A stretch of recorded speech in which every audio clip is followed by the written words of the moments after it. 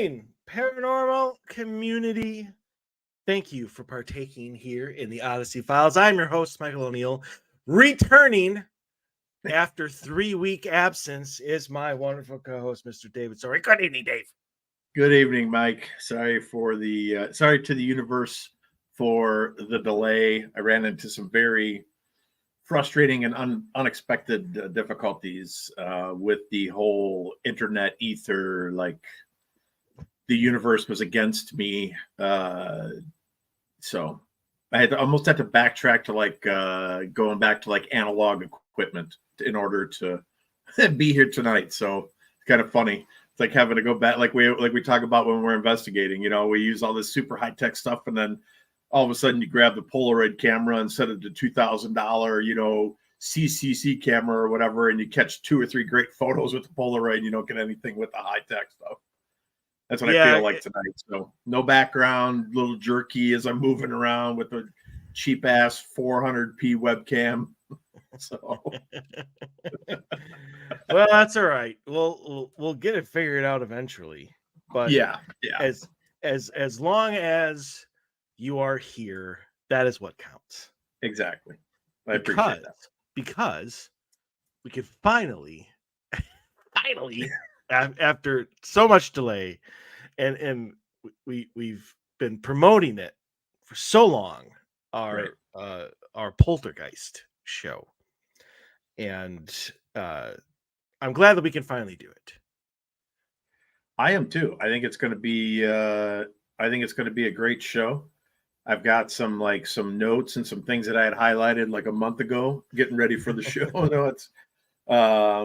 That I went back and kind of looked at today, and I'm like, oh yeah, I can't wait to talk about that. And I'm like, oh yeah, no, I can't wait to talk about it. So yeah, I'm excited for it. It's going to be a good show. Absolutely. Got some good stories too. Yeah, we won't get to all of them because we never do.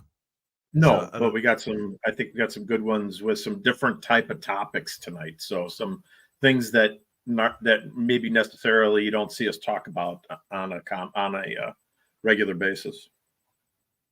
Yeah, but don't worry, anybody that's listening. I'm still going to be able to go on a few tangents.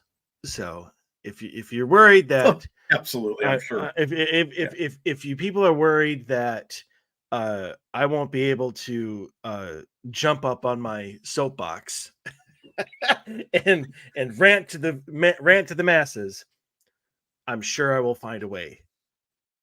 If I'm not, sure I left the door open for you somewhere in there. I'm pretty positive of that. You did. You did indeed. I don't think you gave it to me though. Nope, you didn't give it to me. Oh wait, yes you did. Yes, I will be able to go off on a little bit of a tangent here. So but before we move into that, just really quick, I just want to, again, for those people who are in the Twin Cities area in Minnesota, or just in the Midwest, if you like to drive, I don't know who does or who doesn't, but if you'd like to see myself and my team, you can do so like in the flesh, face to face. You can do so next Saturday at Para Connection at the St. Cloud Armory. That is a 10 a.m. to 5 p.m. type of event. And then, and you don't know this one, Dave, because I didn't announce it until last week. But Witchy Weekend on the St. Croix is I guess supposed to be a spooky event. I think it's mostly like a couple witches, which is good. Because that will lead us to hopefully that will lead us to some great guests for the show we want to do on like witchcraft and stuff like that. Right. But my team and I have actually been invited to present during that event, and that is happening October 14th at the Bayport, Minnesota Legion.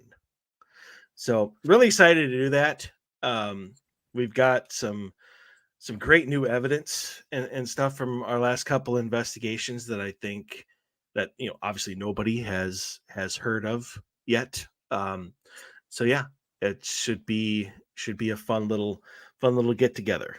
So there you go. And there's an Eventbrite where you can buy tickets to that.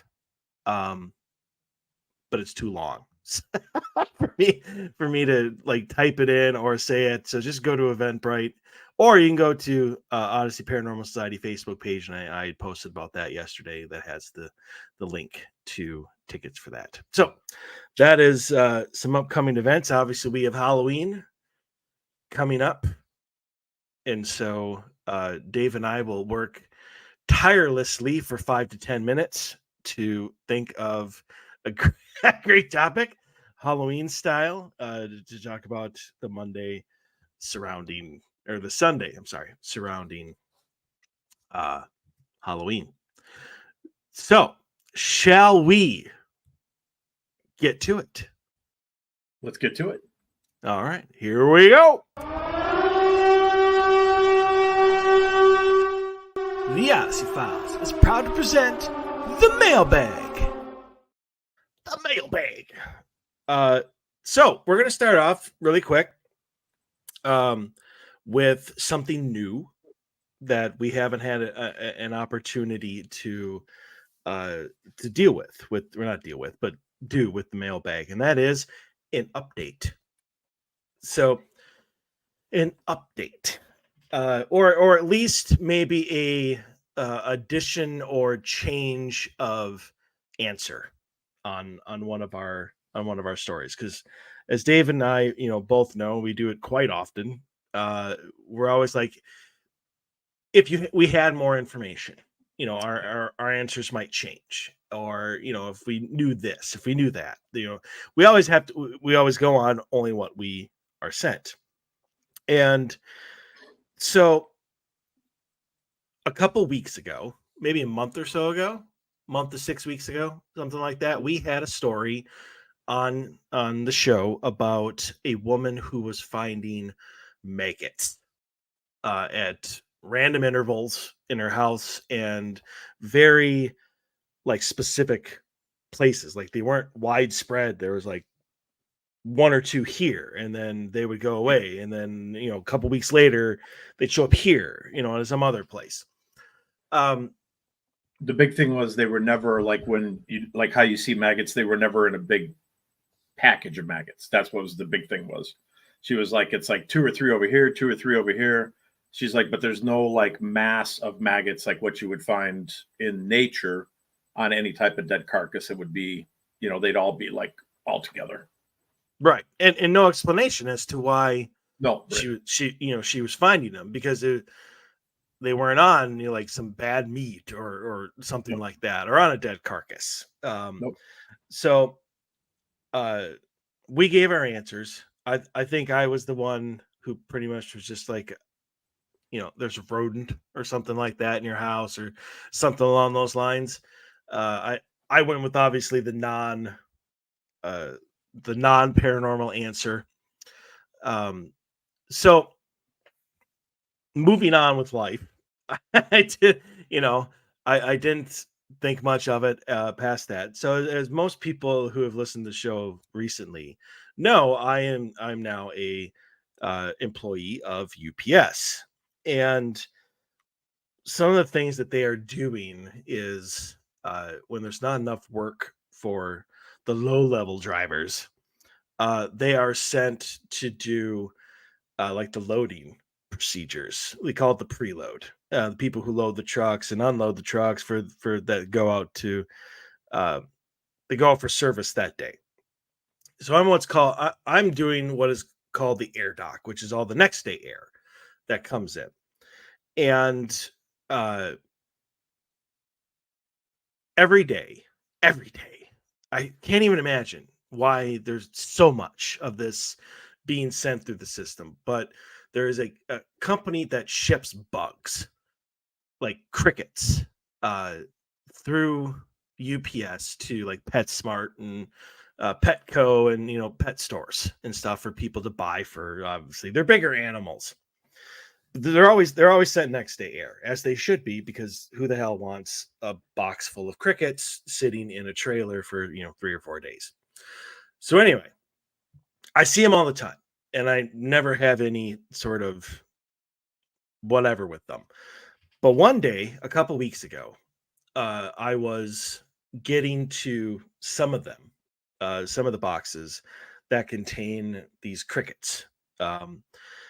And lo and behold, shockingly, I saw maggots, and it wasn't a whole bunch. It was like one here, one there, on the box. And I think one of them had fallen on the floor, that sort of thing.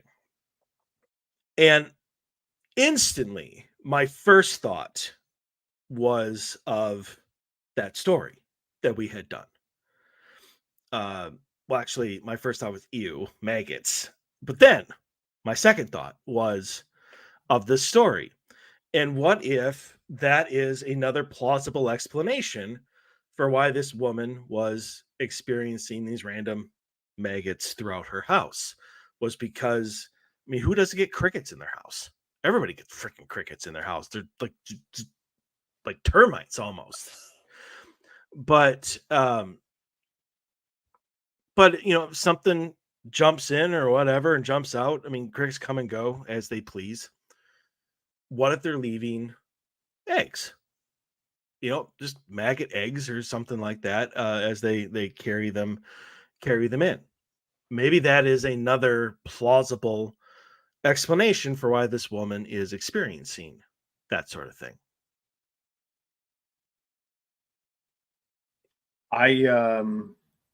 I think that's totally a possibility. I think it's the same thing too. I think I'm trying to think now, going back. I think I had mentioned that, like, maybe because I've always had dogs. I don't currently have one, regretfully, but I've always had dogs. And I think I had said, maybe the dog is doing its due diligence and finding dead roadkill and rolling around in it, and then coming in the house and shaking and having a few sporadic maggots. It makes sense to me, right? If a dog's shaking, you're going to get it flung over here and flung over here and flung over here. And that maybe that was what was causing it. But something being a catalyst to bring it into the house, most certainly, I think, was the answer there. Yeah. I don't think it was demonic. I never went down the demonic route. And I don't think it was because of like something dying under the house or in the wall either. I think there was more of I found it extremely odd, which is why I chose the story, because you don't usually hear a story about finding sporadic maggots in your house. And I know a lot of people love to jump on the bandwagon of like, oh my God, did you smell sulfur and maggots? Oh, it was the devil. He was visiting your house. And so I thought, well, of course you got to have a story that everybody's going to jump to and jump to the devil did it. But I honestly, I agree with you. I think there's a reason for the reason that they were there, a logical reason. I don't think it was a paranormal reason. I agree. But, so for the first time I figured, and I obviously had to wait for you to come back in order to talk about it, because you and I did the story. Exactly. Nobody else would have understood it. Exactly. So, for the first time, hey, we came back to a story and have another plausible answer for people out there who may be experiencing random maggots, which I hope you're not, because they're ew.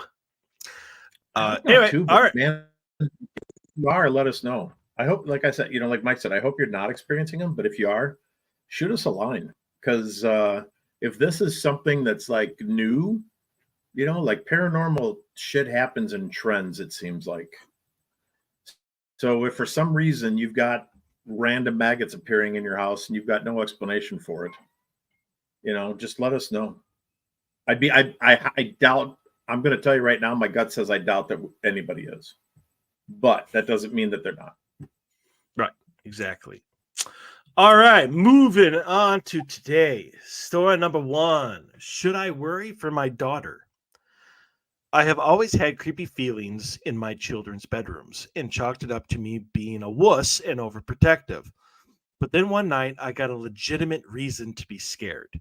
I have a son, 3, and a daughter, 6, and each have their own rooms.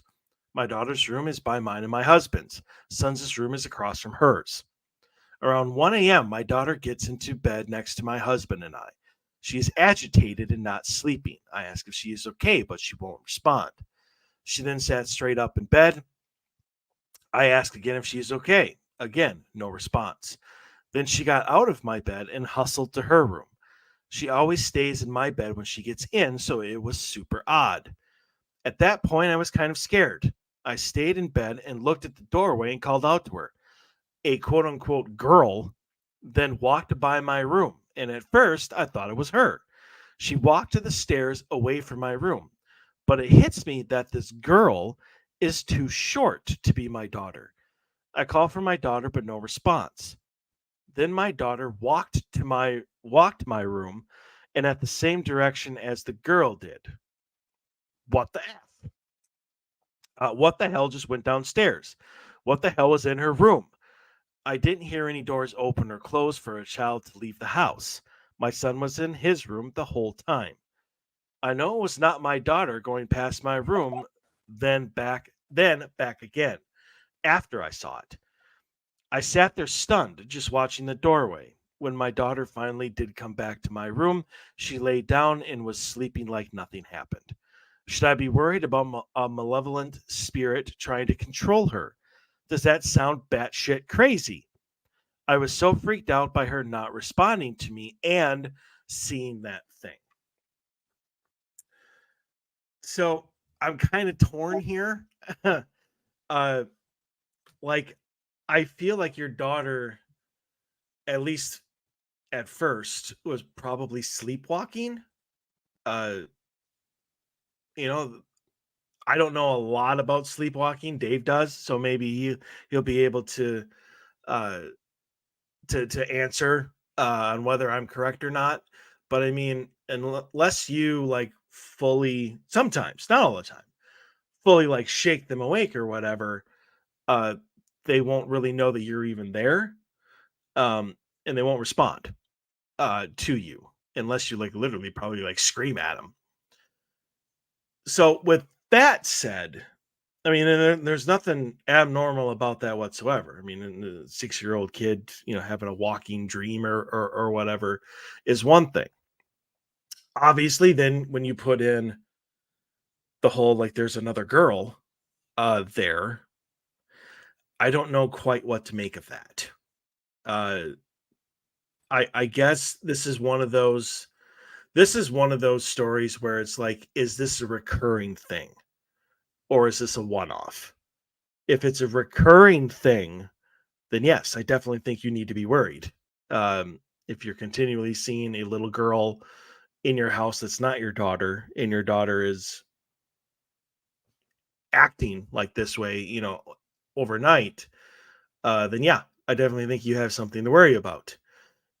If this is a one-off and something that has not happened before and or happened since, um, then it's possible you could have seen almost. There's so many things that could be, of just like a one-off spirit walking across your doorway. Are we looking at a time loop? Are we looking at residual energy? Are we, what it is? It could be a million things, well, not a million things, but I mean, you get the point of things it could be if it was a one-off.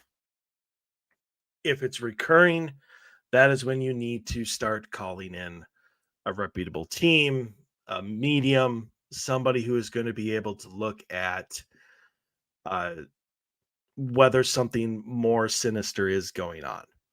Um, so again, this is one of those.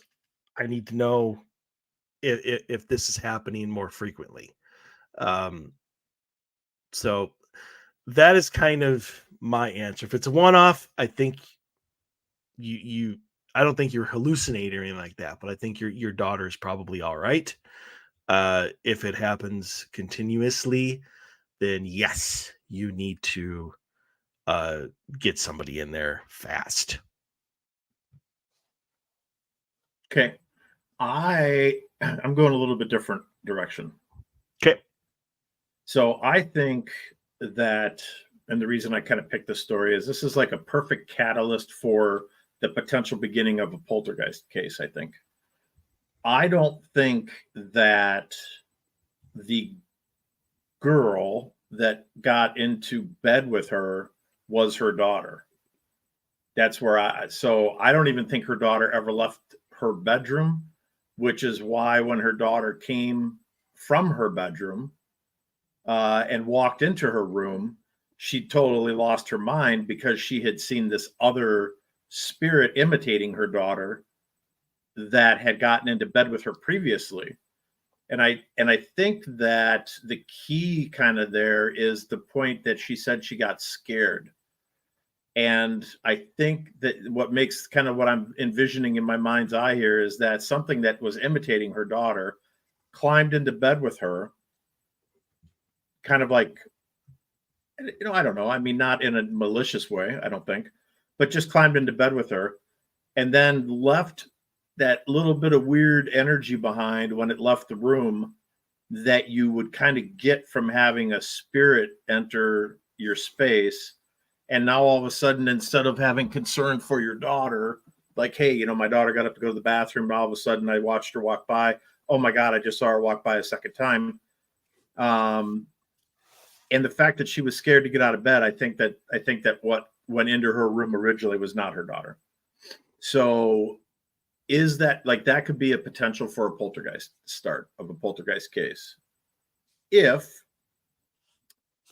and this does have, we're going to get into this conversation when we get into poltergeists, but if for some reason this girl had a ton of frenetic, I call it kind of frenetic type of energy that would cause a PK manifestation in the first place. She might not be old enough yet to have that happen. She might be. You never know. It kind of varies. There's different ages for poltergeist cases. It's not a set age. So, so honestly, I think that's what's happening there. Do I think there's anything to worry about? Yeah, I think so. And I think this is just the beginning. So I think that this isn't, I don't think this is going to be a one-off. I think this is going to be the start of something that needs to be kind of nipped in the bud. If I were the parent, let's just put it this way, I put myself in this position, right, with my kids. If I were the parent in this situation, number one, I would be questioning myself as to why I was scared sitting in my own bed, looking in the hallway when I should be out of my bed and I should be attending to my children's needs. So number one, that would be the first thing that I would ask myself, like, why in the hell am I sitting here? Why do I feel scared to get out of my own bed in my own house? That would be the first thing.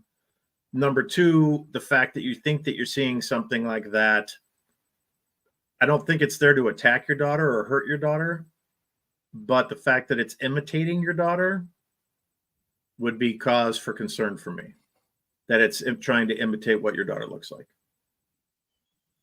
So I would be more apt to be progressive, well, not progressive, but proactive on this versus sitting back and waiting to see if it happens. I did not. And as far as sleepwalking goes, I should touch on that just brief for a quick second. As far as sleepwalking goes, you're never supposed to wake up somebody who's sleepwalking. Now, why that is, I don't know. My parents never woke me up. I know that they tried at times when things were going batshit crazy and I wasn't myself. I know that they would try to wake me up and they still weren't capable of doing it from stories that I was told by multiple people that were there. But I don't know that waking her up, if she was sleepwalking, I don't know that waking her up would be the right thing to do. I think that I would have gotten up and followed her, I guess is what I would have done. Like if it was really abnormal, like she said, it was really abnormal that her daughter got into bed and then got back out of bed. And then she felt scared for some, I mean, that's all abnormal to me, which means abnormal to me means paranormal. So, or I'm sorry, it doesn't mean 100% paranormal. It means the potential for something paranormal. So with that in mind, I would have gotten up to make sure my daughter was okay, followed her back to her room. She's only 6 years old. I would have gotten up and followed her back to her room and been like, "Hey, are you okay, honey?" Tucked her in. Do you need a glass of water? Blah blah blah. Whatever. Hmm. I did not take into account, and maybe it's because she's only 6, because it would be very, very, very rare for a 6-year-old to be able to form a poltergeist. As Agreed. I, gue- She's I being guess young. as I guess as my definition of what a poltergeist is. But if a child with uh, intense abilities may have the ability for a psychic projection, and maybe that is what the mom was seeing, and not so much a Right. poltergeist, but the daughter having some sort of dream or whatever and psychically projecting herself going into the mother's bedroom, walking down the stairs. I mean, who's to say that when she finally did see her daughter walk by her bedroom, if that was even her daughter?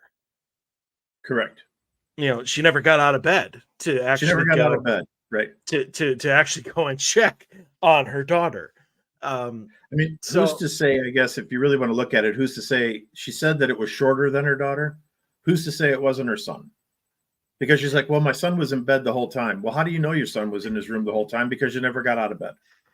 maybe Right. the I mean, door was honestly. closed. Right. Yeah, I mean, honestly. So, and in his room, I'm sorry, but his room is not directly across from theirs. So they wouldn't even be able to see their son's door. Right. Didn't she say that her daughter's room is, daughter's anyway, room is all right. is Well, is, I'm is not trying to by beat her. this. I'm not trying to beat this one up. Yeah. All right, I think something let's go happened. I on to think number the mom two. saw something, but yeah. Yeah, who knows what Okay. it is? All right. Moving on. So, unexpected visitors. Hi, guys. I'm writing to you because of the story that you shared with us a couple of weeks ago about the hospice event. And if people didn't hear that one, it was a really good story. It was um, father that had passed away, and the son and the mom were in the room, and they actually saw what I would consider to be his soul, his energy leaving his body, and it hung out in the room for a little bit. And it was a really good story. So anyway, in 2021, my mom was dying from acute lymphoma. She was in the hospital due to elevated platelets and fever, and I was at home. I was walking through the dining room towards the kitchen when I saw someone sitting in my mom's seat at the head of the dining table. At first, I thought it was my mom, but the person was male with black hair and dark skin. He kind of looked like my uncle, my mom's brother, but I knew my uncle would never visit us. I realized who it was, and just as I did, the person disappeared. Dazed, I continued to the kitchen when I saw someone sitting on the back step in the backyard. It was the same person, and after a few seconds, he just disappeared right before my eyes. This person died in 1989 from the same illness, all the way over in Japan. He shared the same skin and hair color as my mom. One would think that seeing him would make me happy, but I wasn't, because I knew why he came. He came from my mother because she was dying. This unexpected visitor was my grandfather, her father. A week later, as my mom was dying in her bed, he did come for her, as did my dad, who died 4 years prior. I felt their presence, and when one of my aunts asked my mother if they were there, my mother confirmed that she could see them. I wondered why my grandpa showed himself to me at the house, and then why could I not see him or my dad at the hospital? Any explanations would be helpful. Thanks. All right. So, sorry that your mom passed. Hopefully, it wasn't a painful exit. Um, I think that your grandfather showed himself at the house because he was trying to let you know that what you were feeling and what the hospital was probably telling you, that your mom was on her deathbed, and that she wasn't going to be making a comeback. And I think that that was kind of like his way of reassuring you that when the time came, that he was going to be there for her, and that it was more than likely meant to be kind of a comforting type of situation where he's like, hey, it's coming, there's nothing you can do about it. I know you're going to be sad, and I know it's going to be, there's going to be a lot of tears shed and everything, but I just want you to know that I got her, and that I'm going to be there for her, and I'm going to take her and move her forward, to where she should be and in a better place and out of pain and stuff like that. So that's why I think your grandpa showed himself at the house. As far as not being able to see your dad and your grandpa at the hospital, even though you felt their presence there, I think that maybe that was enough. Just being able to feel their presence and identify the fact that their energies were there at the hospital to be there for your mom when your mom passed. So she was surrounded by loved ones. I don't think there was a need for them to show themselves to you at the hospital. I think the fact that your grandpa showed himself at home was his way of saying, hey, everything's going to be okay. And then I think that your dad being there probably was just, he had the ability to come back and help her and to help her transition and to be there for her. And so he was able to be there. So he was there. There was really no reason for them to show themselves to you at the hospital. You already knew that they were there anyway. Like you said, you felt their energy. So. Yeah, I don't have a lot to add, and I'll probably parrot a lot of what you just said. I just feel that, yeah, he showed himself to you at the house to let you know that he was there, and as you even said, I knew why he was there. He was there Mm-hmm. for my mother, and I think he was letting you know, one, get ready because it's her time, Mm-hmm. and I'm here for her, um and that she's not going to be alone. She's not going to not have somebody there to take her over to the other side and show her how to move on. And I agree with you wholeheartedly. I think at the hospital, they didn't show themselves to you because they didn't need to. They already did. And their intent for being there had nothing to do with you. Mm-hmm. And it was there for the mother, and that was the only person that needed to see them. So uh, I don't think you took it like personally that they didn't show themselves to you at the hospital, but at the house. But it don't take it personally. When it was time for your mother to go, they were there for her, and it had nothing to do with you. And so yeah, I honestly I like that story. Uh, I wish I could have known if my grandfather or whatever was around for when my mom passed. Like I think that would have given me a lot of. I know they're together now. I've seen them together since. Um, but it would have brought me some definite comfort and stuff if I would have had that kind of heads up. Right. So I think just it's a great experience, and I obviously 100% understand your loss and how terrible it is, but you got a special moment uh, that not a lot of people get. So uh, either way, it's just a great experience at a bad time. I think that's the best way of of phrasing that. I can't be like, "Woo, go you guys!" But so yeah. Um, all right, moving on. Unless you got anything to add. No, I think it's a beautiful story, and I think so was the one that caused this one to be sent in with the hospice event. So Yeah, I agree wholeheartedly. All right, number 3. My son keeps experiencing activity. So my son is 10 and has been getting scared lately. First, it was a voice saying hi when he was cleaning his room. Then a voice told him to run when he was about to take a shower. And right now, a plastic water bottle started cracking like someone was squeezing it when he was sitting on the bed. I was super sensitive to the paranormal at his age, and I even experienced someone saying run when I was a kid. I don't want to try and make contact in fear of stirring up more activity. I have holy water and have been thinking of using it in his room, but I'm not sure. Any ideas of what I should do? Yeah, use the holy water somewhere else. Take it to church with you. you're not going to need it. There's holy water, would be something to piss off a demonic entity, which this is not it. Um, so you can scratch the whole holy water thing, uh, because that's one, not needed, and two, I don't think it really going to even do anything. So I mean, I think that what gets me here is the fact of you were had abilities as a child. You even experienced the whole run thing. So, I mean, it's not obviously far fetched that your son has abilities.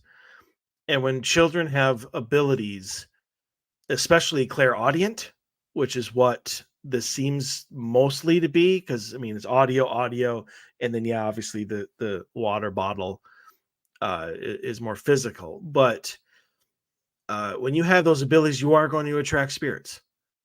And I honestly, because you kind of had the same type of like experience when you were his age as he just had, I almost want to say it's probably the same spirit. I have no idea why he's saying run. Maybe the shower's bad. I don't know. Um, or it could be residual energy for all we know. Depends on if you still live in that house that you grew up in. But uh, honestly, I think that these experiences are probably going to continue for a while. The best you can do, and I'm sure Dave is going to mirror this, is show support and try to, for first you and him together should talk to somebody to try to get some clarity and some knowledge on what exactly is going on and how exactly you can control it, and what you can do with it and what may happen in the future. Obviously nobody's getting hurt. Hearing high, hearing run, and then a water bottle crackling, I mean, those more all just seem like attempts at letting you know that they're there. And there's nothing malevolent about it. There's nothing scary about it. I mean, I'm sure it's upsetting because you're not expecting it, but I don't think it's there to harm anybody. But that is where, if you called in and went to see a medium or something like that, I'm sure that person would be able to tell you better than me what exactly is going on. But right now, it just seems that this is like a mother son abilities type passing on, and he's attracting either the same spirit, could be a family member, could be a grandfather, great grandfather to him, uh, just reaching out to let him know that they're there. I agree. I don't think there's anything to be scared of as far as anything negative being there. I think that obviously, when something like that happens, obviously it's a can be off-putting or upsetting. The only thing that I would say is, and I don't think that you need it for protection in any way, shape, or form, but it's part of the faith process. If you have the holy water and you're Catholic, or you're a strong practicing Christian, whatever, and that is your go-to type of thing. And if it's going to make you feel better, I don't think there's anything wrong with going in his room and saying the Lord's Prayer, or a prayer that you believe in and have strong faith in, and taking the holy water and making the sign of the cross like on his windows and above his door, and let him be with you. If you want, because it's for him anyway. So I would kind of have him be there. And I don't think that that's necessarily going to do anything in the real world, as far as, because I don't think there's anything that's negative. And the only time holy water comes into play is if you're trying to fight evil. But at the same time, in a non-active kind of role, and more in a submissive type of role, I guess, holy water can make you feel better by the fact that that it's there, and the love of Jesus Christ is there in his room, and that the protection is there and it's watching over him.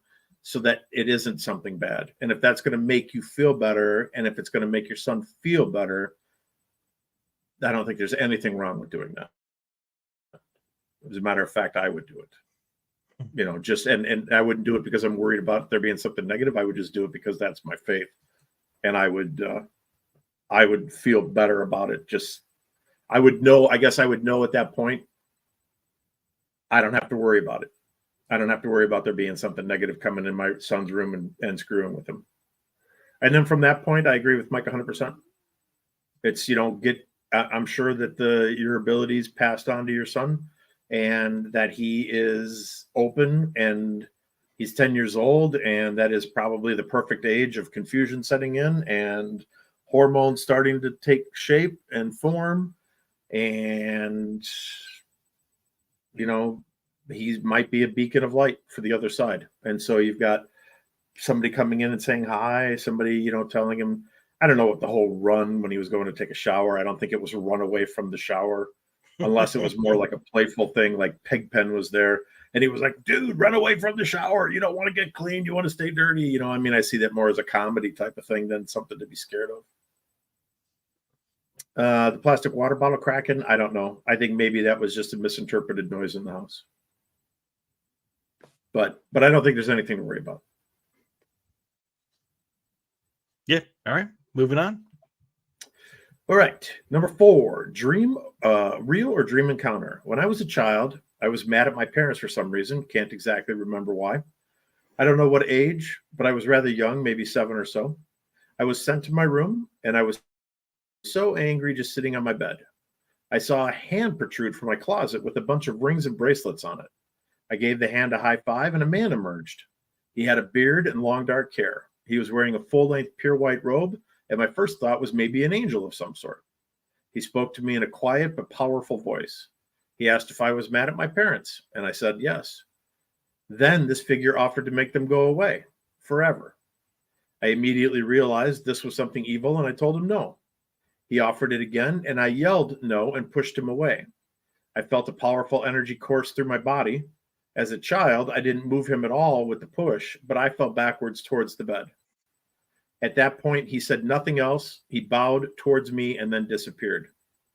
Does this sound like I may have encountered something evil, or is it more likely I dreamt it? I've tried to summon whatever it was numerous times throughout my life, although I know that this could be dangerous. Yes, it could. So stop doing it. I just want to know if it was real or not. I have never had it work, but ever since that experience, I've had a weird ability to sense evil energy within other people. Thoughts? Okay. I really like this one. This is like, and I'm not saying that this was, but I'm throwing it out there. This is like the absolutely perfect opportunity for a welcome point for a demon to take advantage of a young person who's completely unaware of what is happening, and for that demonic type entity to kind of sneak its way in by being their friend. And hey, are you mad? I can help you with that. And we could be best buddies. I could just see the whole thing going down. So do I think that it was an evil entity or you were sleeping? I don't think you dreamt it. It sounds to me like you were awake. You were sitting on your bed. You were mad. I very highly doubt that you just passed out and fell asleep being angry after you just got sent to your room. I think you were sitting on your bed fuming about why you got sent to your room because you didn't think it was fair. I'm sure that you said a few things you probably shouldn't have, like I wish you were dead, about your mom and dad. And this thing showed up, and how it showed up and how it appeared to you was in a non-threatening type of way. It wasn't going to show up as a demon because it would have scared the shit out of you, and you wouldn't have never even potentially given it a second thought of wanting to embrace it. But it shows up as something that kind of represents an angel. And so all of a sudden now you're not on guard. You're completely comfortable with it. I totally think that you trying to resummon this thing is an absolutely horrible idea. There's nothing good ever going to come out of that. And if you do manage to resummon it and it was a demon and it comes back for whatever reason, it's going to come back. It's going to want something from you. It's not going to come back for free. There's no reason for it to. It didn't get what it wanted from you, so it just moved on. That's the game. It's not like it's coming after you because of who you are. It just saw an opportunity. That opportunity came and went.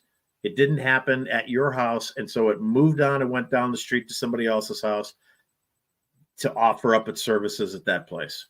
That's the way the demonic work. I would not.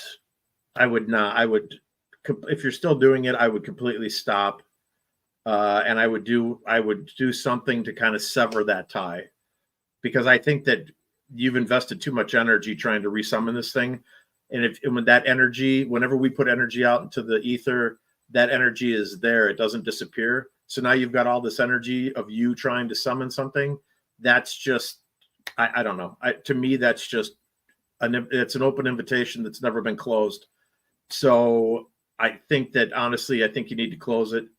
And you need to stop and just chalk it up to a weird experience that you have as a kid, and pat yourself on the back for not accepting this thing into your life that potentially could have taken your parents out. And who knows what the hell else would have happened. And you would have been a victim as well down the road. Yeah. I'm going to go 5 degrees to the left of you. And, it for some reason, it doesn't seem so much a demon as maybe a djinn. And, and I don't particularly know why I say that. Maybe it's because none of the summoning ever worked. Every demon knows that, if they're summoned, they're already in. Right. I mean, the invitation is put out there. So why would not particular entity or any of them like it? Because my first thought was maybe it's a crossroads demon, a demon that's out there specifically to make deals such as this. Right.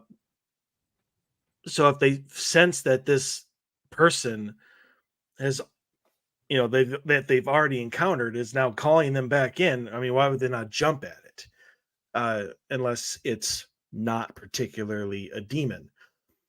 I like the fact that like this person had to give him a high five in order to like let them in. Like, ooh, oh, that's my invitation. I can come in. Physical contact.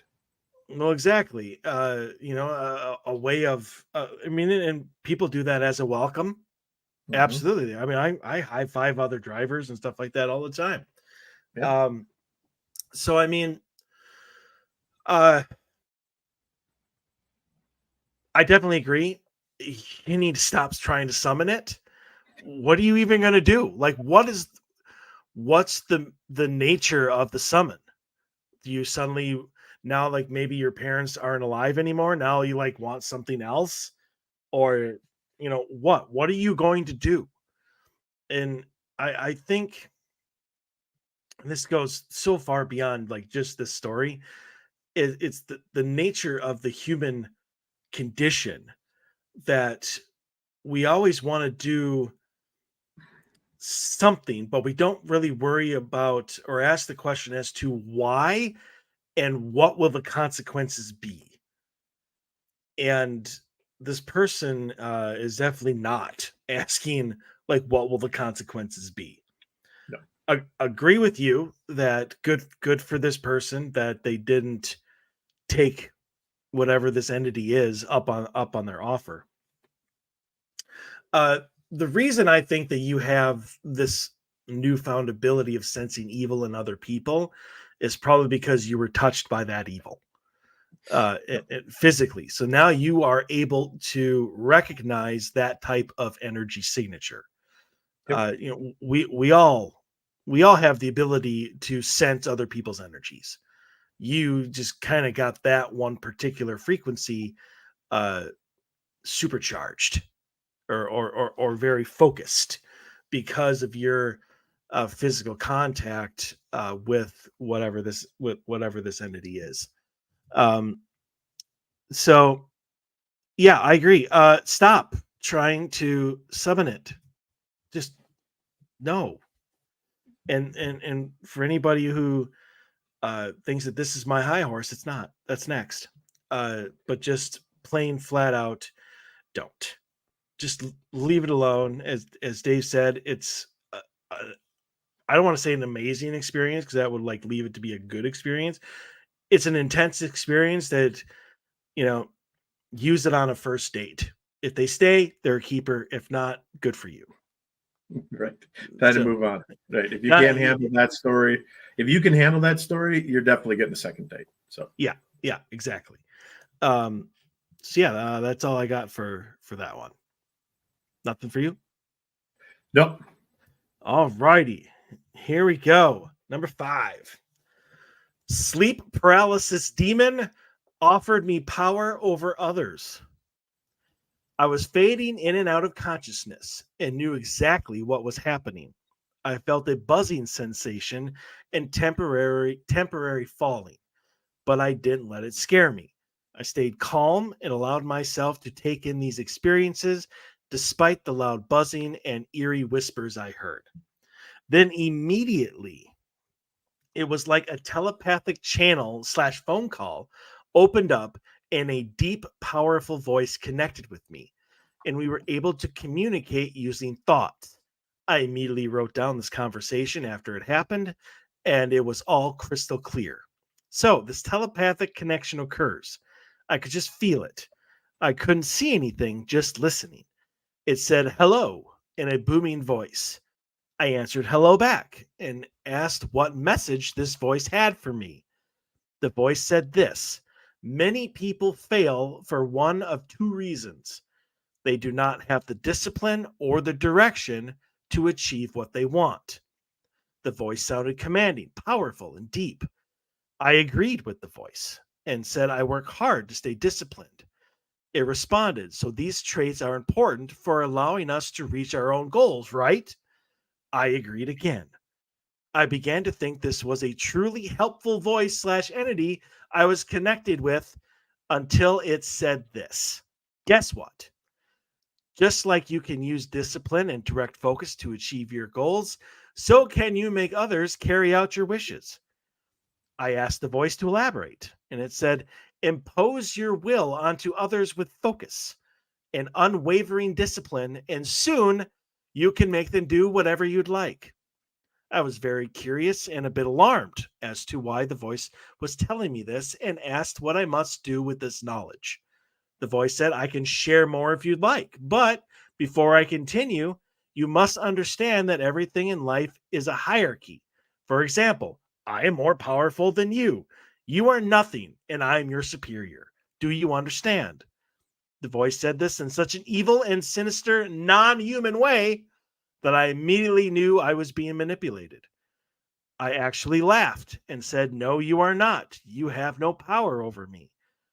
The voice broke out laughing, screaming, screaming sound that was completely bizarre, and in turn, the connection ended. Do you think this was paranormal, or was I just hallucinating my ass off? This was the strangest sleep experience I have ever had. Oh, where to begin? This seems, I don't think that life coach is a trait that demons have, because this seems to be more of a if you just try hard, Johnny, you'll be able to achieve your goals too. And demons don't do that. And nor do I think that they actually start any conversations with hello. That's just not in their wiring. Okay. I absolutely think that you were dreaming or hallucinating. I don't think you actually had any sort of demonic communication, just because of the sheer ridiculousness of the conversation. And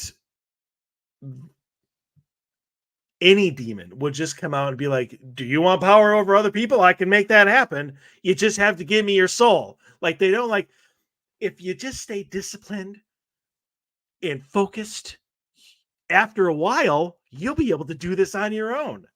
and I can teach you how. Like, no, they don't do that. There's no class on how to like manipulate other people, unless for some reason some rogue demonic entity is thinking that he can be like some motivational speaker to people.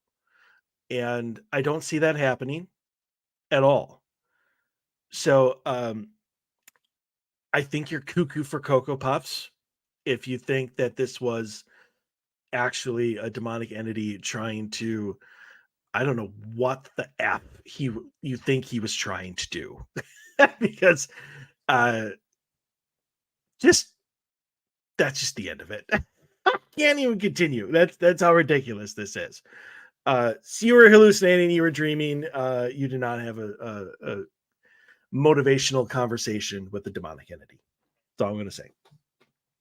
Okay. So I sit on the fence with this one.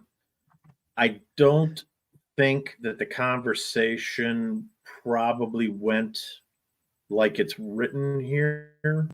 I know He that said it was crystal clear. Said that, I know, and I get that, and that they woke, and it was crystal clear, and that they immediately wrote it down after they woke up, after the whole thing happened, that they took notes and wrote it down. I get that.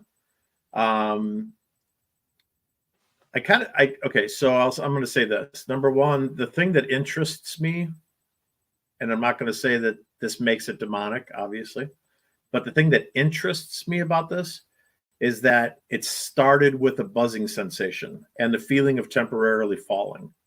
And that is exactly how you feel when you're going into some, let's just say that you're going to be contacted by something. That's how you feel. It's happened to me, and it's happened to people I know and people I've interviewed and clients that I've helped. It's a common thing, and everybody gets it. That is having a paranormal contact. Is kind of like, I know it's a generic term, but that's what the term I'm going to use. So that buzzing temporary falling sensation is common in something trying to make contact with you. So that said, do I think he was hallucinating? I don't think so. I think that there truly was something reaching out to this person. I just don't think that it was a demon. I'm not sure what it was, to be honest with you. I don't know that for some reason, I just don't think the conversation, my gut's telling me the conversation didn't quite go like it was, like the conversation would probably happen and they wrote it down and it was kind of generic, and when they wanted to share it with us, like all great writers, it turned from 3 sentences into 35 sentences because it needed to be highlighted and elaborated upon and everything else, and taken in maybe a direction that wasn't necessarily the direction that it was taken from when it was delivered. So I'm not saying it was demonic. I'm not saying it was a demon, but I'm saying that I think there was contact here. By what, I don't know. There's not enough information for me to make a judgment on that. It could have been alien. It could have been an angel. It could have been, I don't know. Gotcha. I don't know what else. We have to go to break. Something happened. I'm going to go with that. I'll leave it at that. Something happened. There was some type of contact made. Gotcha. All right. Well, we're a little late on our intermission, but yeah. So I got 8 a.m. or 8 p.m. Sorry, 8 a.m. Been moving on for a long time. Yes, we have. So anyway, we will be back in a couple minutes. We'll see you on the other side.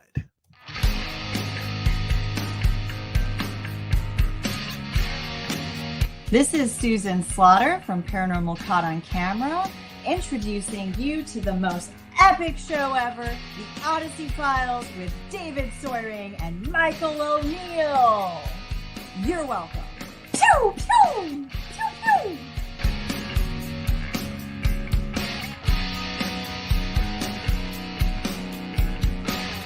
Hey, this is Grant Wilson from Ghost Hunters, and if you ever have time that you never want to get back, spend it listening to Mike and Dave on the Odyssey Files. This is Heather Taddy of Paranormal State and Alien Highway. I can't say that the Odyssey Files are out of this world, but Mike and Dave are quite abductable.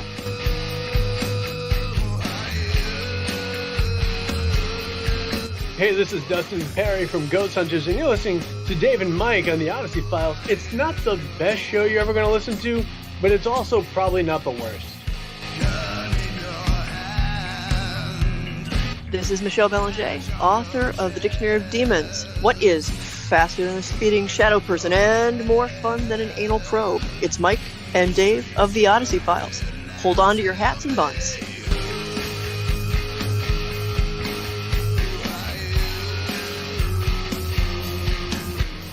This is Elizabeth Saint. You know, in my journeys I've confronted an over 1,000-year-old demon from the depths of Shepherdstown. But then, you know what happened? I came across Mike and Dave. And hot damn, nothing could have prepared me for the Odyssey Files. My second favorite radio show. I love you guys. And we are back. And in truth, everybody feels like Elizabeth feels. They just don't want to say it because they don't want to sound like copycats to Elizabeth. Great promotion that she gave us. But all of our guests feel like she felt. we're their second favorite radio show. Second favorite radio show, and that they love us. There you go. Elizabeth recently celebrated a birthday. So happy birthday, belated Elizabeth. birthday. Absolutely. So, main topic for this evening, Poltergeist. Excited. And there's really no reason I needed to say it like that. I just... No. But there's not. But for whatever reason, and people who listen to this show and have listened to the show for a long time know that I'm pretty stuck in my ways of what I believe things are and things aren't. And this is one of them that irritates me because for whatever reason, if you asked like 10 people in the paranormal what their definition of a poltergeist is, you'd probably have 6 different answers. And, you know, for everything that all the terminology that we have in the paranormal, you know, nobody really seems to have given a direct definition as to what a poltergeist is. And they've just left it a vague term like paranormal, because paranormal has a whole bunch of different sections to it. It's a very vague term. And poltergeist seems to be another one of those terms that just seems to be left open for interpretation. And I disagree with you. And I hate that. Yeah, I don't disagree with you. I think everybody just doesn't know what to do with something, so they throw it in the poltergeist bucket.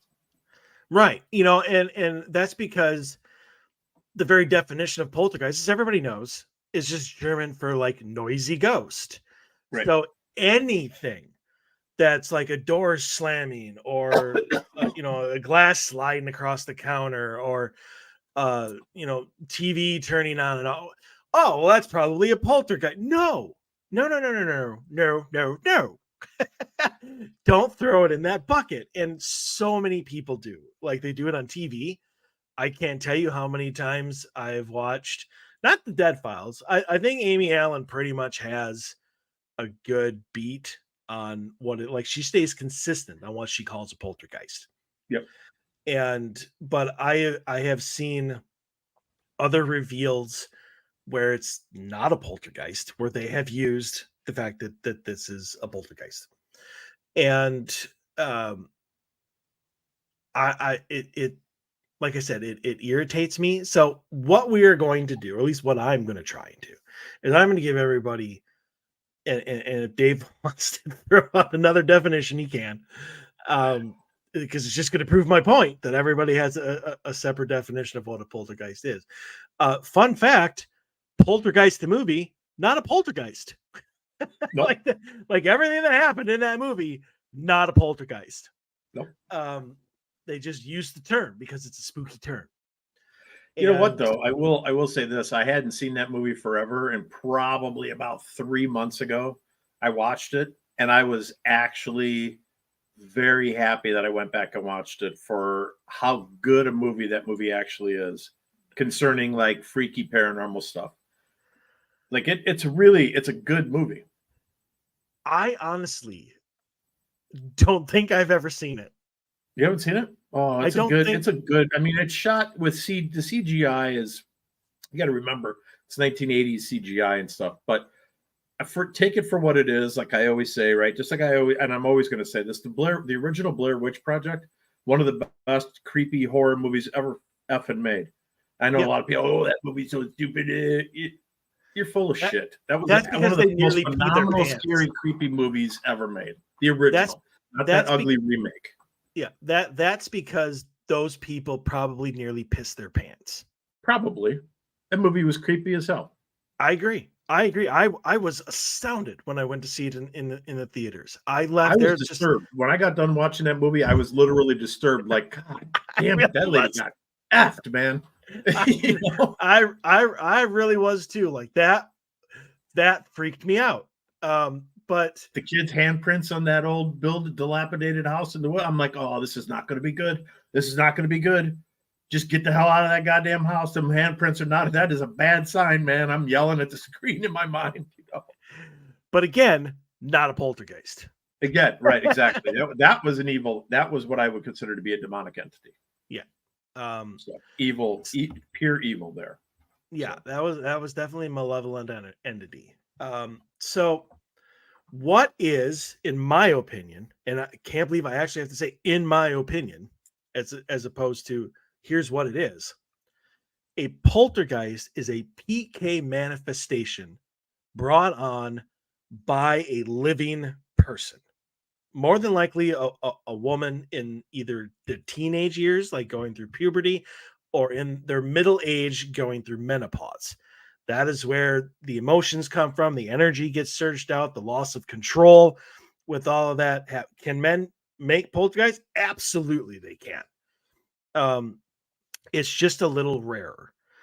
And so anything that is brought in, anything that, doesn't fit with what a PK manifestation would be able to do is not a poltergeist.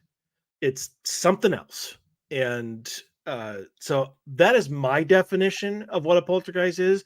Dave, you're more than welcome to throw out your own. All right. Mine differs from yours. So while I do believe in the PK manifestation, I do believe that. And I do believe that plays into poltergeist activity. I don't believe that is the sole catalyst for the term poltergeist. I think that a poltergeist is determined by the actions of what happens in the haunting in order to label it a poltergeist event. Let's put it that way. I'll use the term poltergeist event. So a poltergeist event to me is it's a combination of the actions that happen in the event themselves. So I'll give you a great example. And I've had multiple cases where I've had poltergeist type activity. So had a client that claimed that there was noises coming out of the kitchen nonstop. They would hear the dishwasher being emptied. They would hear cabinet doors opening and closing, banging and shutting. They would hear what sounded like silverware being put away in the silverware drawer at 2, 3, 4 in the morning. They go in the kitchen expecting there to be a mess all over the place. There's absolutely nothing out of place. Dishwasher's empty, never been run, doors closed. All the cabinets are closed. Everything's closed. To me, that is a poltergeist type event because whatever that entity is utilizing noise to create a situation of fear, if that makes sense. Even though they're not physically moving those items, they're able somehow, and I don't understand how this works, because I have been in many situations where I have heard stuff myself, like glass shattering. And I'm like, holy shit, somebody just dropped a glass in the kitchen, or a window just got shattered. And I mean, that's exactly what it sounds like. And I will turn the corner and there will be absolutely no reason whatsoever for that noise. Something that caused that to happen is trying to create that event in order to elicit a reaction out of me. To me, that is kind of the definition of what I think is a poltergeist type of haunting. So here's the only thing that I don't agree fits in with the poltergeist, and that is, in order to do those events, in order to elicit fear, that would mean that it has the intent and the purpose to create that emotion. I would agree with that. Well, and that's where I don't, because many of the poltergeists that are out there, I mean, now when we get into more intense and well-developed poltergeists, sure. But poltergeists in general, for a long period of time, don't have a consciousness enough to make that intent. And usually, at least in my definition. So again, you got to take in my definition here. I am. Yep. It's only given its intent by the people who are supplying it energy. And usually that energy is not break glass and make these sounds. Although later, because I mean, I do have something here, and we don't necessarily have to just jump into it right now. I always thought there was 5 stages to a poltergeist. You know, it almost like a demonic haunting. You know, it goes in stages. There's one that I found that's pretty good. That has it as 8, but I think it took a couple of like the big steps and kind of separated them and made 8. Well, I didn't look that up, so I'm interested for you to share that list, because I didn't look up like the steps of a poltergeist. I just took it on. What I did is I focused on looking up like historic cases of poltergeist activity that I want to talk about, just about the events that take place during a poltergeist haunting, like a legitimate poltergeist haunting. And then also my personal experiences with what I would consider to be poltergeist activity. So I did not look up like what the definition as far as like steps, like the demonic, like we did a few shows back. Okay. All right. So stage 1 obviously is beginnings. Yeah. And that is like faintly registered sounds. You know, that may be wind or a faint hello, or you know, something or I think it doesn't have a voice yet, so scratch that hello thing, but like scratchy noises, pipes banging, you know, a knock, you know, it's making little attempts at making noise. So question for you. So Sure. At that stage, do you think that the intention of the poltergeist entity is trying to just make somebody acknowledge the fact that it exists, or is it trying to elicit a fear response at that stage? I think that I think it's trying to make its presence known. One of those, you know, like any child, you know, it'll make certain noises in order to try and get trying to make itself known. You know, it's learning, it's growing, and Right. so you know, it can't do much at this point in time except maybe make a knock. I mean, it even says here a lot of it's disregarded as rodents or water related. You know, as the water goes through the pipes, they expand, and a lot of it might be. Absolutely, it could be. I mean, not only is it disregarded, but it could also be misidentified. Right. So it's kind of, you know, a half and half, you know, thing here. So stage 2 is noises. And this is the knocking on wood or glass. Objects might vibrate, not so much move, but like if you had a glass on and it would start to just vibrate a little bit. Step 1, a Give you lot a of it. classic example of that. I had a case where set a glass of water down and we watched what appeared to be like the best way to describe it was like the ocean, like a tornado was blowing in the ocean or a hurricane. Right? The counter's completely still. We put our hands on the counter, the whole 9 yards, no movement whatsoever, but the water inside the glass was splashing. Like it was trying to capsize a boat. I mean, that, like, we sat there and watched it and I'm like, what the F is going on? Why? Like, and the first thing I did was put my hands on the counter, because I'm like, okay, the counter, obviously this whole thing's moving. This is a lot of, like, this is powerful, right? And it totally freaked me out that nothing was moving except for the frickin' water in the glass. It was pretty crazy. It was cool. This might be stage 2 would be kind of where you would get the glasses in the cabinets. Very loud cracking or unexplained banging noises are heard, but is less common at this point in time, and is also heard during the day, as well as at night. So stage 3 is where objects start to move, and objects might move inexplicably. Stone throwing, like, that's a pretty common thing. I mean, who doesn't keep getting, oh, what was that? I just got hit by this, pebble or whatever. Right. It focuses on a certain item or type of object, such as like an ornament or keys. Although it's rare to see an item actually moved. This is what got me, because I didn't know that this was kind of a signal of the object might be hot to the touch immediately afterwards.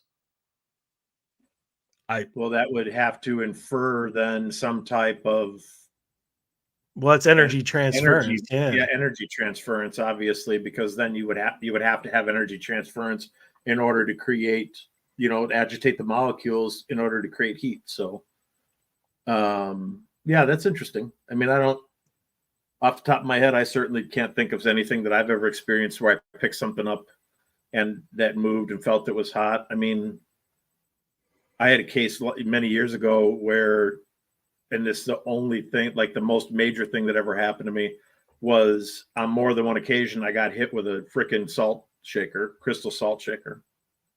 Like one of those fancy little ones, about like that big, and it had to match salt and pepper, and it was a heavy crystal, and it flew off the dining room table on more than one occasion and physically hit me. Did not like me being in the house. I guess that was its object of choice, was the salt. The pepper never hit me, which I always made a joke about, because I'm like, at that time, I was a little younger and a little more cocky, and so I'm like, well, can you throw the pepper? Because obviously you could throw the salt. But you can't throw the pepper. Never threw the pepper, but I threw the salt on more than one occasion. That actually is, I could completely see you doing that. Oh, absolutely. What, can you throw the pepper? Yeah, that was my first response. I'm like, okay, well, obviously you can throw salt at me. Can you throw the pepper now? So stage 4, this is the one we have talked about a lot, and that's the aport and disport. Disapports, pretty much disappearances. Right. So this is obviously when objects appear out of nowhere or disappear, into oblivion. And this is obviously where you find them, you find your keys in the freezer, or, that sort of thing. So that's stage 4. Does not happen very often, though, because I think that is very, very difficult to do, to aport and disapport. It's certainly rare. Yeah. It certainly is rare. I mean, and you're in a full-blown haunting when that shit's happening. Like that's like you're in a full alarm fire as far as I'm concerned. If you're walking through a room and you've got quarters dropping through the ceiling, just dropping from the ceiling randomly, or stones or anything, there is some really powerful shit happening it in your location. Like, it's time to get the whole freaking team on board. That's not the time to be like sitting back, relaxing, wondering what the next stage is going to be. That's the time when you get everybody's ass at the house right now. Let's get this under control. Type of thing. Yep. Agreed. So stage 5, and this is what I always put as the top, and that is where it finds its voice. Communication. That's when you start hearing the hellos. That's when you start hearing like your voice, or people start hearing your voice when you're not home. It starts mimicking. Yeah. Yeah. I always took that as that's the strongest type of poltergeist entity, especially when not only that, but that's when they start getting more physical. That's where that's the what I objects always start. considered the top to be. Yes, Is legitimate physical attacks, strangulation, biting. Scratching could be a lot of different things. We've talked about that a lot in the past. I mean, for some people, scratching's not even a thing to be scared of. I mean, I know people, and so do you, that think that getting scratched is just an entity trying to reach out and touch you on the back, let's say, and they don't know their own strength, and so they accidentally rake you, with their nails. Personally, for me, I do not believe that. I do not believe that my grandfather is going to come put an 18-inch long 3-nail scratch down my arm because he was trying to hold my hand and tell me everything's going to be okay. I'm throwing the bullshit flag personally on that. I don't believe that at all. I think that type of attack is meant to be painful, and it's meant to be a challenge, like a physical challenge. Like, I don't like you, and I'm going to try to F you up the best I can. Or it's a warning if you're an investigator like us and you happen to be in the middle of a case that's going south or going down. I think that when you get attacked and you're deep in a case like that and we start getting physically attacked, I think that is because we are accomplishing what we are there to do. And that is the last resort of that entity. The last thing it can do in order to keep us from being successful at getting rid of it is to attack us and try to scare us off. Very well could be. So stage 5 is communication. So this is where I kind of half depart from this person's thing, and also half agree, just because at this stage, and this is why I consider it to be the most intense stage, now it starts creating its own consciousness, and it starts creating its own story, its own personality, based off of the person who is supplying it the most energy. So this person writes down, like, this is where you would get like the 1 knock for yes, 2 knocks for no. You'd start getting that sort of. You'd hear mutterings or distant voices. The voices may sound robotic. Although witnesses have claimed regular speech is achieved. This is obviously the hellos and the what are you doing? That sort of thing that people hear. And it will start. I find that interesting in that what you just said as far as robotic, because I don't know if you and I have worked cases where that's happened, or that we have found it when we've gone back and listened to EVPs. I think we have. I think we've worked on cases together where we've kind of gone back in evidence and found something. But I have heard, not in a disembodied voice, but in a capture on a recorder, I have heard what I would consider to be like robotic or machine-made voice on more than one occasion. And I think you and I had together years ago. So that's interesting to me. I always, at the time, I guess, when I heard that, I always thought, I was thinking to myself, well, what the hell is that? Why does that sound like a phonetically generated, synthesizer coming out of a computer or something, or some type of program out of a machine? But I never considered that to be poltergeist. I don't know why. I know that I have come across multiple EVPs as well, that my team and I have thrown out simply because they sound mechanical and robotic. Yeah. So I mean, I guess you could always, if that ever happens really again, really have to think about what is actually around that area that would cause that. Yeah. Or if, you know, a poltergeist type entity might even be a part of it.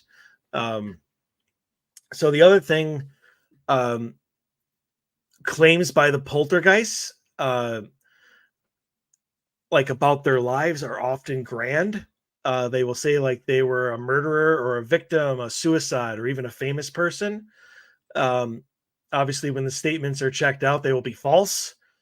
And it's rare for a poltergeist to have knowledge of events outside of what is widely known within the community it appears in. I found that statement to be interesting. Well, think about this, right? If you take your if you look at your actual definition of a poltergeist, that it's a PK manifestation, wouldn't it be subjected then to its creator? I mean, to a certain extent, isn't it kind of chained to its creator as far as what it's going to know or not going to know, as far as what it's experienced? I mean, how the hell could it experience the sailing of Christopher Columbus in the open ocean if it's attached to a 13-year-old girl who hates history? Whatever, like whether that's the case or not. I'm just saying, right? If there's this really weird, like this distance like that, how would this PK manifestation be able to have knowledge of something? It wouldn't be able to have knowledge of something like that. Which in that case, if it did have knowledge of something like that, then I would say that that's not a PK manifestation, that's a haunting. Because obviously that's not the manifestation that's communicating with you about that event. For whatever reason, that's something else that happens to show up at the party and communicating with you about what it wants to share with you. Yeah, no, I agree. Yeah.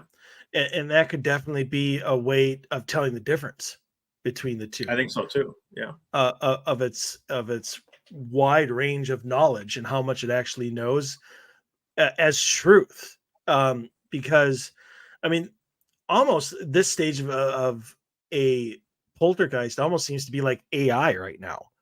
Like you could just type in a name that doesn't even exist, and AI will come up with a completely like lifetime story of this person that never existed. Right. And instantly. And how would you know the difference unless you actually did the research to see that, or you were the one, obviously, that gave it this false name. Right. So that to me, this to me is where it ends. Like this is the the most intense, but he has another 3, which is climax, decline, and endings. And this is where I kind of jump off with this person, because I don't, unless the person, and I'm just going to use like the people on like the Dead Files that Amy Allen actually goes like, you have abilities, you created this manifestation, you know, because you're going through all of this stuff and blah blah blah. I have always been under the assumption and kind of the theory that poltergeists don't end unless you stop supplying it. Like you figure out your emotional trauma, you go and start seeking, you know, a psychologist help. But for this, it just seems like the decline is almost always shorter than the buildup. The poltergeist would lose its ability in reverse and gradually become weaker. And like this person puts it at, the poltergeist activity will suddenly increase to a point it never reached before, which obviously is what a climax is. Right. You know, this may last several hours or several days. And then it just lasts longer than that. Right. And that's what I mean. I mean, that's where I jump off, because then it's like all of a sudden the poltergeist will lose its thing and will just go away. Well, no, not unless you stop supplying it. Right. And so I kind of jump off there. I mean, I like his first 5. I think those kind of match it. But yeah, unless you stop you figure out what is going on and you stop supplying it that energy, it's not going to go away. In fact, it's just going to get stronger. It might actually become a living entity that might leave, might be able to actually detach itself from you and go someplace else. I would say that's the rarest of cases. Agreed. That you would give birth to an actual manifestation of your frenetic energy, like a single person's frenetic energy. I think that is probably the rarest of the rare when it comes to poltergeist. I would disagree with his statement on the whole climax thing, because some of the most renowned cases in the world of documented poltergeist activity went on for years, not days or hours. I mean, you don't have like a sofa picked up and thrown across the room over and over again for 3 years, along with tables being tossed and, like people being attacked and stuff like that. And then I think that what happens is either, like you said, either you bring in some type of help that has the ability to counterbalance this PK manifestation, or the person who's manifesting it, who manifested it and is giving it its energy, its life source,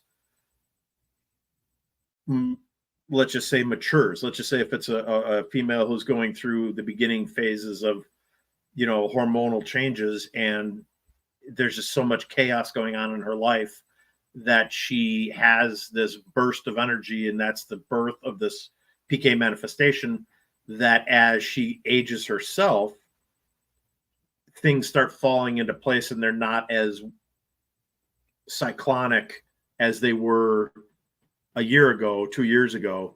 And so I think at that stage, it's very likely that this poltergeist entity would lose its power source, would lose its ability to do stuff that it might have been able to do at one point. I totally don't agree with the whole climax of, several days of activity thing. Yeah. So I have more than I wanted to bring up, but we're already over the half hour, and I really want to get to your stories sure. about cases. So obviously the one that I know most, the Enfield, probably. Enfield poltergeist. Yep. Yeah. That is exactly the one that I was going to say. And I think the reason for that is, it was kind of the spotlight of Paranormal Lockdown, right. Episode where they went and did that house. And so it's also the basis for The Conjuring 2. There's also many good documentaries by British and like UK teams and parapsychologists and things like that have gone to the house, that have gone backtracked and like talked to witnesses, talked to people who were there at the time, stuff like that. And like in a very objective, I think in a very objective way, addressed whether what was happening there was real or not. My take on the Enfield case, I'll just go on record as saying I think that it was legit. I do know that there was a lot of doubt because they thought that the girls were staging stuff, and supposedly they even caught them doing a few things like bending spoons or stuff like that, where when that happened, everybody just immediately dismissed everything else that happened. I don't know how as an investigator who truly cares about what you're doing, how you can just throw everything away because you discover one thing that doesn't fit into the picture. And that's basically what they did in this case. So they tried to do anyway. How old were the girls? Like 11 and 13, I'm going to say off the top of my head. Let me take a peek. Well, I'm wondering if, because in my opinion, a poltergeist takes on a lot of the subconscious traits. Janet was 11, Margaret was 13. Right. So that a poltergeist would take on a lot of the traits, even especially the subconscious traits of the person who is feeding it that energy. Correct. So what if, these two girls created this poltergeist with the trait of wanting to get attention? Yeah, some of it might have been done by the girls, the spoons and stuff like that, in Right. order to get attention. But maybe they put so much energy into doing that they created this poltergeist that also did these grand thing of chucking tables and stuff like that, because it had the trait of wanting to get attention. Right. And I think that's a real world possibility of what was happening there. Because, you've got the single mom, right? They move into the place. It's not in the best of shape, but it's what mom can afford. The girls are somewhat lonely. They don't have a ton of friends. They have each other. But that's almost like the perfect storm catalyst of combining two sisters' energies that are at that perfect age of hormonal influx and major changes in their life. And then we're talking major changes. We're talking not only hormonal growth changes within the girls, but we're talking about physical changes. Their physical surroundings, their physical interactions with their mother, with their neighbors, with other kids in the neighborhood and stuff like that. And you're going to throw in things like bullying and, getting picked on, because that all comes into play, I think 100% when you're talking about a PK manifestation. That's all. It's a perfect storm to create this entity, right? It takes a perfect storm. That's why you don't see poltergeist cases, 10,000 of them or 100,000 of them, right? Because it's so difficult for this perfect storm to actually manifest. I look at it like Twister, right? Like this is it's a whatchamacallit, like level 4. Like it's the big one. Well, and then you get this manifestation of this entity. I think what needs to be pointed out here is that this is a very, very long process. Like it's not like I broke up with my boyfriend and I'm all upset for a week and then all of a sudden a poltergeist appears. Like you have to feed it and manifest it, and for a long, long time in order for it to. So I mean, if you have something happen in your life and you're over it in a week and a half, you're fine. You're not going to be, you're not going to create. You may like start it. Maybe you'll hear a knock, but then as soon as you're over it and you stop supplying it that energy, it just dissipates and goes away.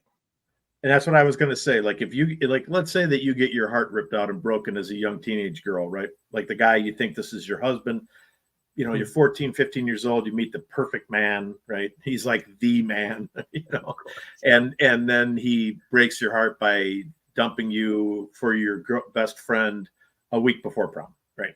So the end of the world obviously has just happened. Life is no longer worth anything.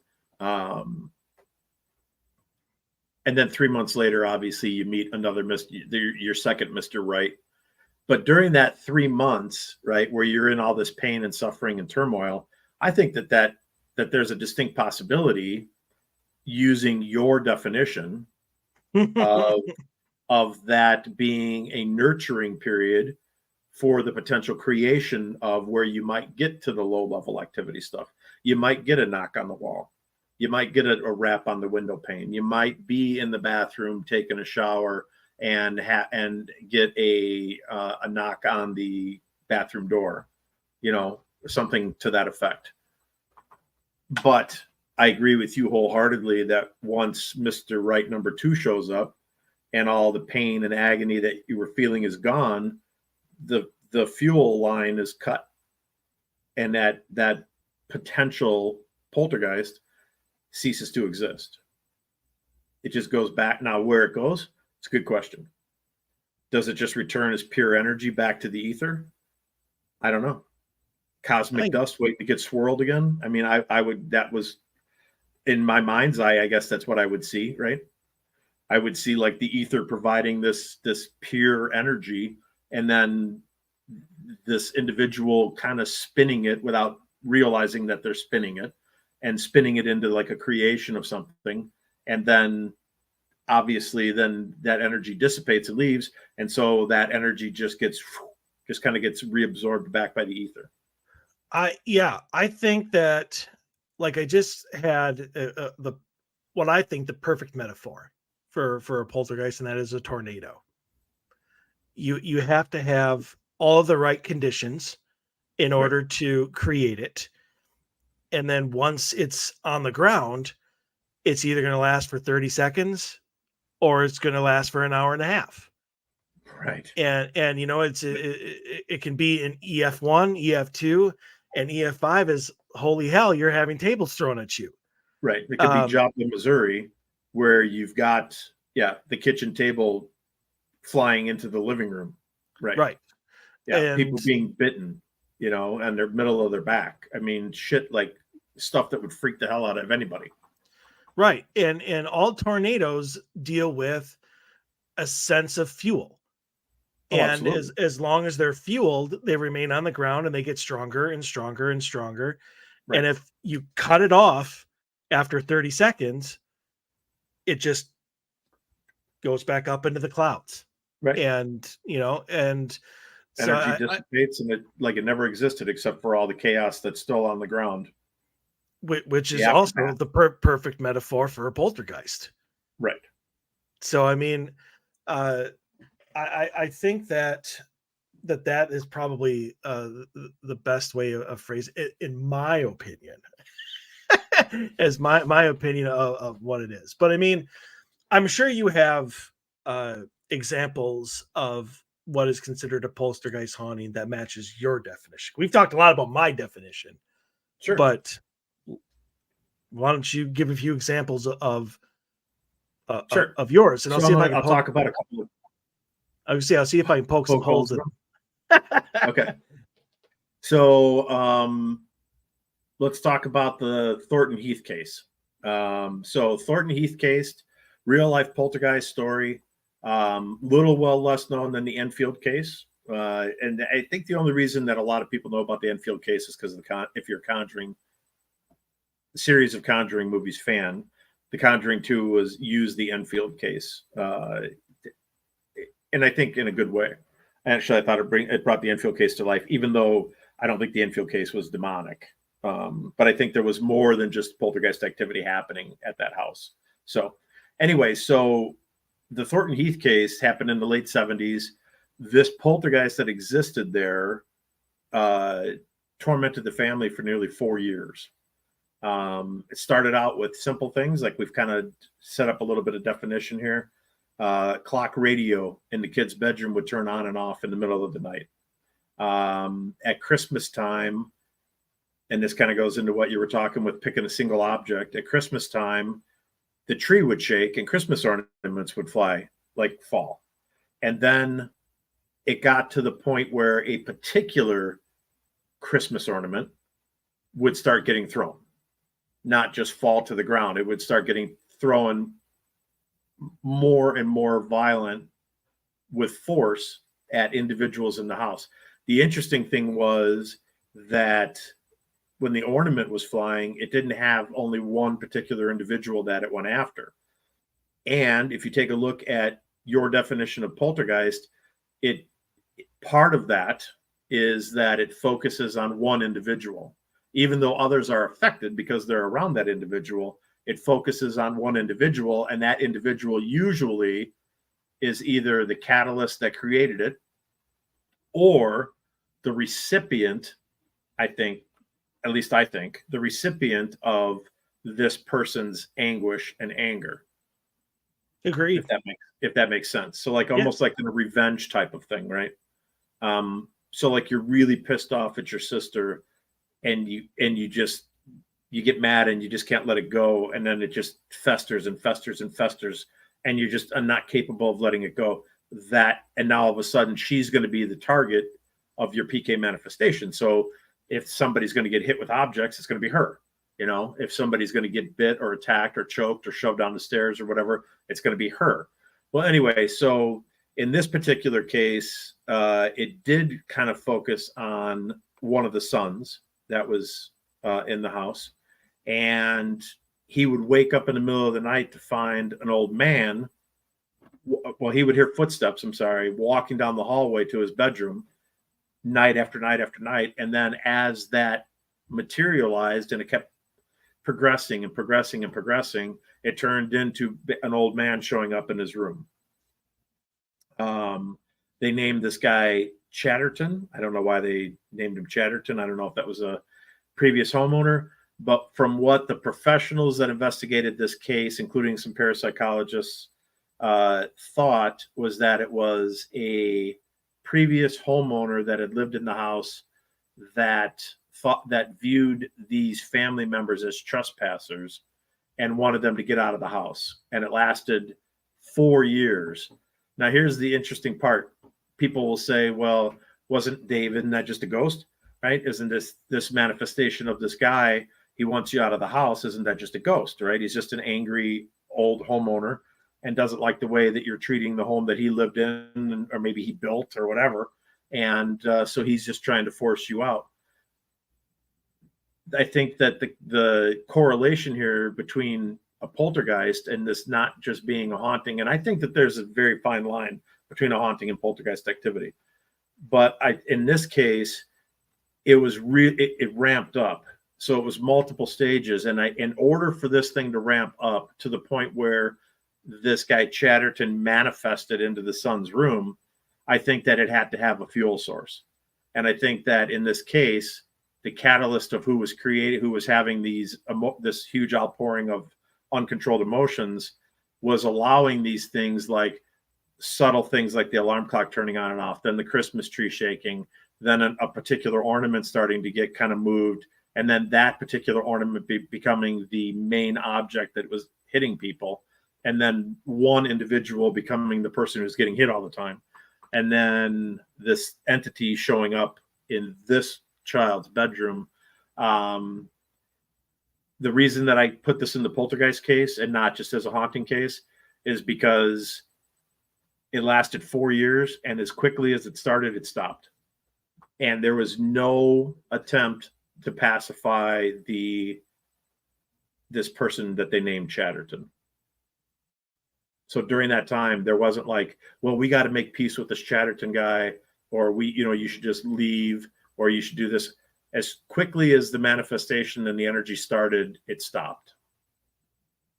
And I don't know a haunting. I mean, I suppose you could argue the point where it lasted 4 years and the ghost was just like, hey, F you guys, I give up. You win. Could you argue that? Sure, you could. I could even argue that myself. But for some reason, I think that just the way that this one ramped up, I think that there was the age of the kids. I think it was more of a energy creation within the family, and it stayed with the family.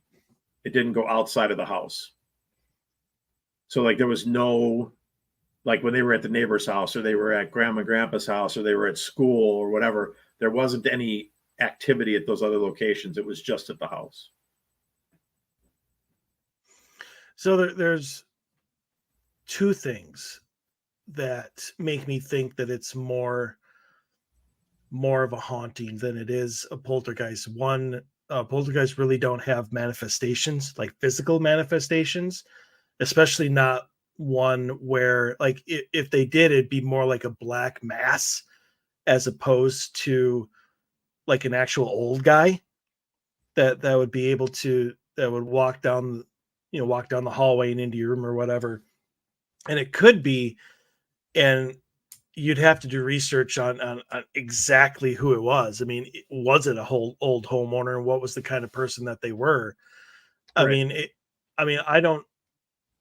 we don't know how time works for spirits. I mean, or how much he actually attempted to get them out. It could have started with alarm clocks, thinking that might be enough.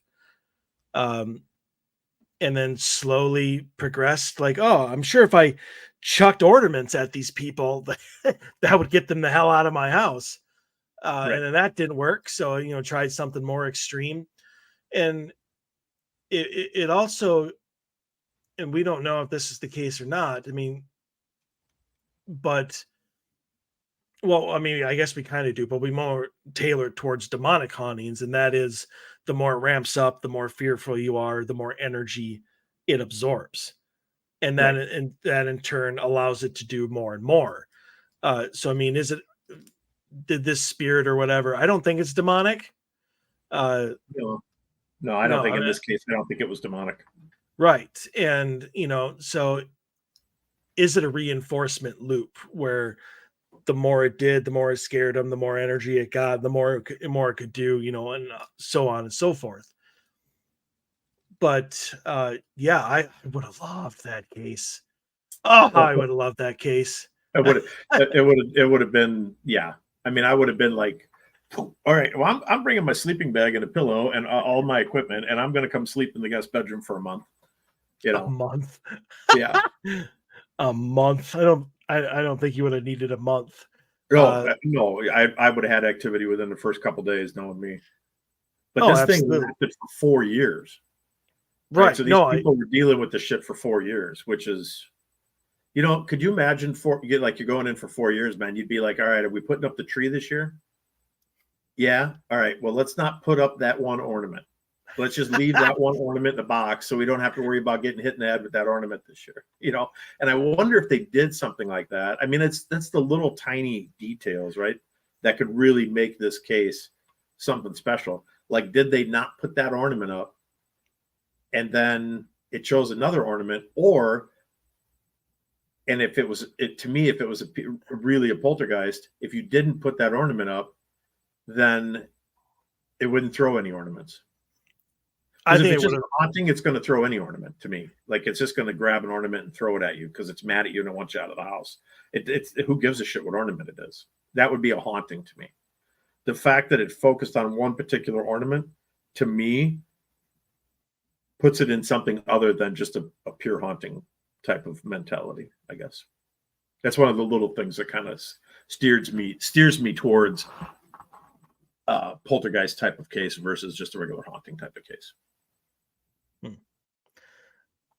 Yeah. But it would be interesting to see, right? Or what if you didn't put the ornament up and then when all of a sudden it just showed up, right? It apported out of the box and it came bouncing down the stairs, right? Like, it's just ding, ding, ding, ding, ding. And then all of a sudden it rolls across the floor. And for a fact, because you're the dad or whatever, and you're the one who put the ornaments out, and you're the one who specifically left that thing in the box and put the box back in the attic. And all of a sudden you hear it dinking down and it comes down the stairs and it lands on the floor in the living room. That would be cool as hell. I honestly think that what probably would have happened is if they did not put that ornament up, I definitely think that within a week or two or whatever of the tree going up and that ornament not going on there, that somebody's going to get hit with it again, even though it's supposed to be like downstairs in a box. Right. Yeah. It's up in the rafters in the garage, but somebody's getting pegged in the head a week or 10 days after it does not get put on the tree. I think it would A-port right out of the wall and get chucked at him again. I do too. But that would definitely, if that sort of thing did happen, I would definitely start leaning towards poltergeist. With that, because I don't think that normal. I mean, if you're dealing with a highly evolved spirit, sure, but I don't think some former homeowner knows how to A-port, things through walls and stuff like that to throw them, because that would just take a whole lot of energy in order to do it. And there's other ways of doing it where you don't have to put that much effort into it. I was just going to say, number one, think about it like what we know, or at least what we assume that we know as we're trying to educate ourselves. Just the fact of being, for a former homeowner, to have enough energy to grab an ornament off a tree in the first place and throw it at you one time would be a tremendous amount of energy release, right? The fact that it's happening on a regular basis and it's one particular ornament, that's kind of what makes me think that it's not a haunting. Because if it's me and I know how much, if I'm the ghost, if I'm Chatterton and I put myself in his shoes and I'm standing at the tree and I'm yelling at people in the house, like, get the hell out, but they can't hear me. And so I got to do something to get their attention. And I know how much energy it's going to cost me to throw an ornament. I'm not worried about what frickin' ornament it is, right? I'm just going to grab the one that I think is going to make the most impact and let it fly. And it's probably going to be a real fragile one. So it breaks and pisses everybody off. Like maybe something the like one that homeowner, great grandma gave you or something. maybe the homeowner just really hated that ornament. I don't know. I don't know. Good question. We'll never know. But that's some of the details, and that information might be out there. If you dig deep enough, I think all the answers, well, I won't say all the answers because I've dug deep on a lot of cases and come up with more questions than I went into it with. So, I think that it's the little things like that we can kind of differentiate as leaning towards, is this a poltergeist activity or is this a poltergeist case? I think that honestly, and in the last couple minutes here, just to wrap up my thoughts, I think that poltergeist activity, true poltergeist activity, does not stay singular in a haunting.